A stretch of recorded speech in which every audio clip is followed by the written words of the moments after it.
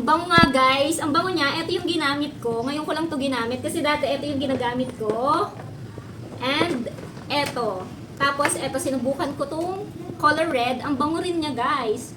1,800 ml lang yung laman niya. Pero ngayon, dinagdagan na siya ni Harmony ng plus 400 ml. Kaya naman, 2,200 ml na yung laman ng isang boteng liquid detergent guys. Ang presyo lang nito is 200 plus. Dati nga bumibili ako ng liquid detergent na 200 plus din, pero 700 ml lang. Pero dito nga kay Harmony, lalo na kapag naka-sale sila, is 2,200 ml na yung marireceive mo.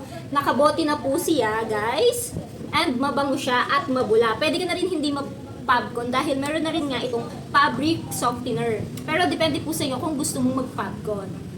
Kung tatanungin niyo naman po ako kung ano mabango sa tatlong to, para sa akin, ito po yung unang pinakamabango. Sumunod nga ito and ito. Pero lahat sila mababango. Ilalagay ko ang link nito sa aking yellow basket kung gusto niyo masubukan itong laundry liquid detergent na to. Huy!